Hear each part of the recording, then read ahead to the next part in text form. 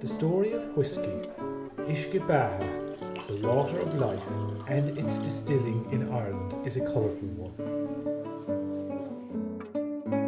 In particular, companies such as John Jameson and Son, John Power and Son, and the Cork Distilleries Company have a rich and interesting history. The historical records of these whisky distillers have been brought together and stored in a purpose-built facility called the Irish Distillers Archive, situated on the grounds of the Old Whisky Distillery in Middleton, County Cork. Hello, my name is Carol Quinn and I'm the archivist for Irish Distillers Limited, and welcome to the archive at the Distillers Cottage in Middleton. Carol, a graduate of University College Cork and University College Dublin, is a professional archivist and manages the archive for Irish Distillers Limited. She has extensive experience working in the world of archiving, having previously worked at UCC for 16 years. Within the collection housed here, we have a range of different artefact types. We have wage books, we have ledgers, we have correspondence, we have whisky labels, which are very important. We have maps and plans of all our various distilleries, including a lot of the machinery, all of which add up to give a bigger picture of whisky making in Ireland. In this state-of-the-art facility, the records and artefacts are stored in 5 temperature and humidity controlled strongrooms on static and moving shelves, which allow quick and easy access to the records for staff and researchers.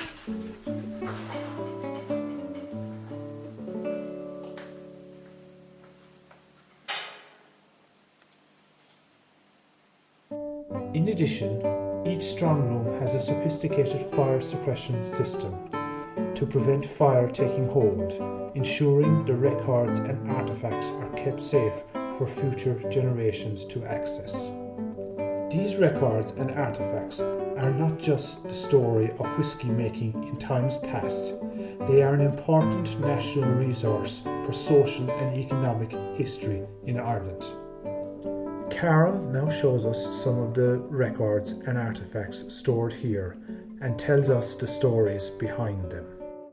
What archives actually are is something that's created in the normal day-to-day course of a person's life or in the course of a business, and they're kept then because of the unique information value that they have.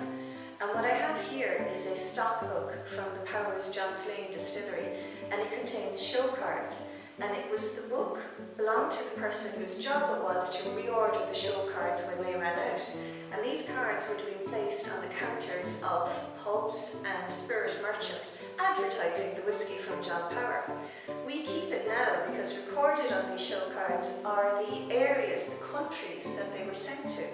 And in 1900, you could have got a glass of whisky anywhere in the world. Just looking at these cards, Bordeaux, Bombay, London, Cape Town, Nottingham, Porto, Frankfurt, Egypt. It's incredible to think that in 1900 you could have got a glass of Irish whisky as easily in Cairo as you could have in Dublin. So even though this book was created for a very specific purpose, which was just to be available when cards needed to be reordered, we now keep it because of its unique information value. The list of where Powers whisky was available in 1900 around the world doesn't exist anywhere else, and that's what makes archives so important and so unique. The archive also has a collection of photographs, some of which can be seen here.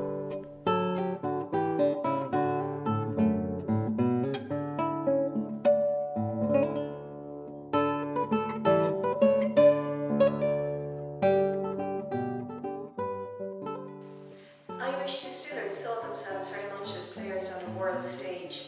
Powers in particular were always keen to exhibit internationally, and in 1893 they had a stand in the Chicago World's Fair, at which they created a show-stopping exhibit. They recreated completely life-size the O'Connell Monument from Glasnevin, which is a round tower, and there's a small little illustration of it here, and you can see the actual life-size figures, this was an absolutely life-size Irish round tower that was constructed from gold label bottles. When you walked into the hall, the shine of the labels must have been incredible, and all the newspapers reported it as a standout exhibit. It was so popular that Powers continued to exhibit smaller versions, and what we have here is a miniature round tower that was shown in the Cork exhibition in 1902, used to illustrate the baby power.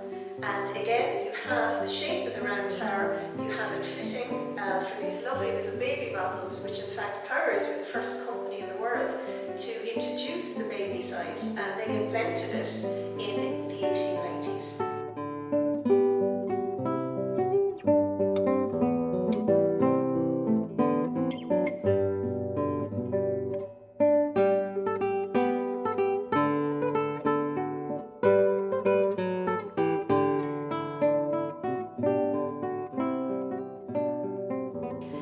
Here at the Ideal Archive, we preserve historic bottles of Jameson, of Powers and of Paddy, and they're used by our marketing department for inspiration, for modern expressions.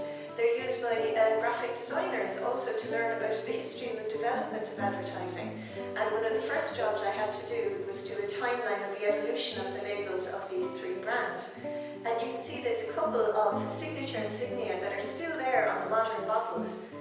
This bottle of Jameson has our friend, the Jameson Barrelman, and he first appeared on the labels as an age statement. On his barrel you can see V11, Roman numerals for 7, so this was to tell you that it's a 7-year-old whisky. The 3 stars have been an iconic part of the Jameson label for many, many years, and you can still spot them on our advertising today. It is hoped that in the future, records of genealogical interest stored at the archive can be made available to the public.